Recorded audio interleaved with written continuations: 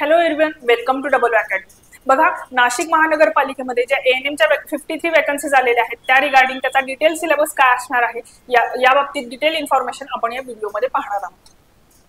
तर बघा, अकॅडमीमध्ये एएनएम आणि जेएनएम याच्यासाठी बॅचेस सुरू झालेले आहेत। बॅचमध्ये ऑनलाईन बॅच आणि ऑनलाईन मेंटॉरशिप बॅच अशा दोन बॅचेस अवेलेबल आहेत।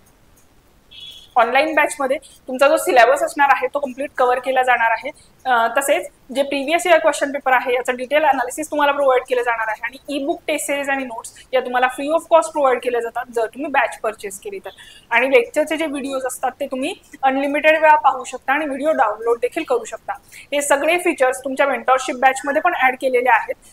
पण मेंटॉरशिप बॅचमध्ये दर 10 स्टुडंटच्या पाठीमागे तुम्हाला एक मेंटॉर प्रोव्हाइड केला जातो आणि ते मेंटॉर तुम्हाला गाईड करतात तुम्ही एक्झाम कशी क्लिअर केली पाहिजे यासाठी। ते तुमची स्ट्रॅटेजी डिझाईन करून दिली जाईल, तुमचं डेली टाइम टेबल शेड्यूल करून दिलं जाणार आहे आणि तुमच्या टेस्ट सिरीजच्या अकॉर्डिंगली जे तुमचे वीक सब्जेक्ट असतील ते त्यामधले मार्क्स कसे इम्प्रूव्ह करायचे याबद्दल पण स्ट्रॅटेजी तुम्हाला डिझाईन करून दिली जाणार आहे।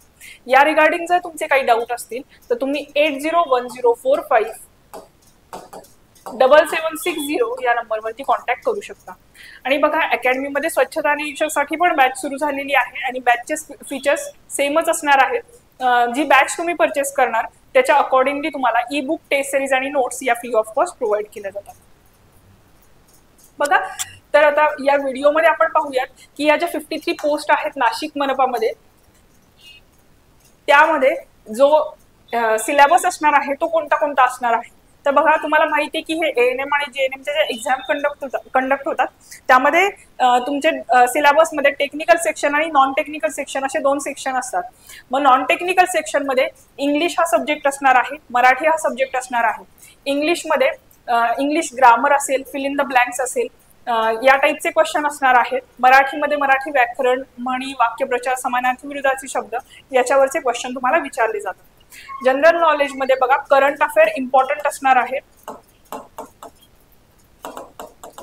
आणि तुमचे इंडियन पॉलिटी, हिस्ट्री, जिओग्राफी याच्यावरचे क्वेश्चन तुम्हाला जनरल नॉलेज या सेक्शन मध्ये विचारले जातात। आणि लॉजिकल एबिलिटी मध्ये रिझनिंग, क्वाड्रॅटिक इक्वेशन याच्यावरचे आणि मॅथ्स याच्यावरचे क्वेश्चन तुम्हाला लॉजिकल एबिलिटी मध्ये विचारले जातात। आणि जो तुमचा टेक्निकल सेक्शन आहे त्यामध्ये तुमचे जे 16 टेक्निकल सब्जेक्ट असतात तुमच्या नर्सिंगशी रिलेटेड त्याच्यावरचे क्वेश्चन तुम्हाला विचारले जातात। आता मोस्ट ऑफ द लोकांना हाच क्वेश्चन आहे की टेक्निकल सब्जेक्ट जास्त आहेत आणि त्यांचा स्टडी कसा करायचा। तर त्यासाठीच तुम्हाला बॅच जॉईन करावी लागणार आहे। जर तुम्ही बॅच जॉईन केली तर त्यामध्ये तुम्हाला डिटेल अनालिसिस प्रोव्हाइड केलं जातं की कोणते सब्जेक्ट इम्पॉर्टंट आहेत तुमच्या एक्झामसाठी आणि कशाचा स्टडी कशा पद्धतीने केला पाहिजे। आणि ते कशाच्या आधारे, तर तुमचे जे प्रीवियस इयरचे क्वेश्चन्स अवेलेबल असतात त्याच्या अकॉर्डिंगली एक्झाममध्ये कोणते सब्जेक्ट इम्पॉर्टंट आहेत आणि त्याचा स्टडी तुम्हाला कसा केला पाहिजे याबद्दल तुम्हाला गायडन्स बॅचेसमध्ये प्रोव्हाइड केला जातो।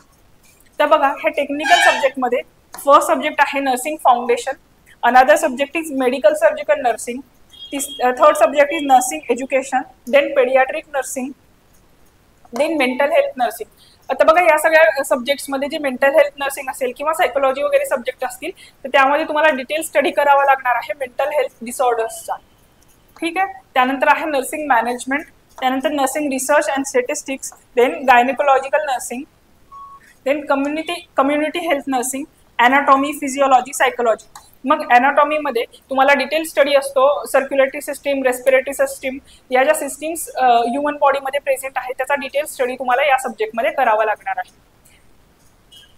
Another subject is sociology, then nutrition and dietetics, then microbiology आणि बायोकेमिस्ट्री। तर बायोकेमिस्ट्रीमध्ये बघा, बायोकेमिस्ट्री, मायक्रोबायोलॉजी हे स्मॉल टॉपिक्स आहेत, सोशोलॉजी पण स्मॉल सब्जेक्ट आहे। हे सब्जेक्ट तुमचे लवकर कव्हर होणारे सब्जेक्ट आहेत, पण या सब्जेक्टवरती क्वेश्चन्स हे विचारले जातात एक्झाम्समध्ये, त्यामुळे याचा स्टडी करणं गरजेचं आहे।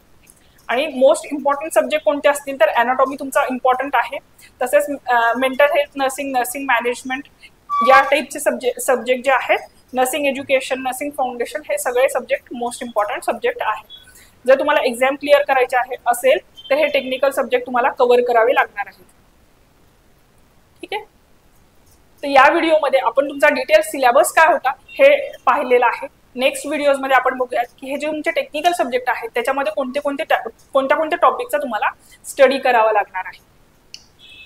बघा, तुम्हाला जसं सांगितलं की नाशिक मनपामध्ये आता सध्या ANM ची वेकन्सी आलेली आहे आणि त्या रिगार्डिंग बॅच पण सुरू झालेली आहे. बॅचचे फीचर्स सेमच असणार आहेत. तुम्हाला ई बुक, टेस्ट सिरीज आणि नोट्स या फ्री ऑफ कॉस्ट प्रोव्हाइड केल्या जातात जर तुम्ही बॅच परचेस केली तर.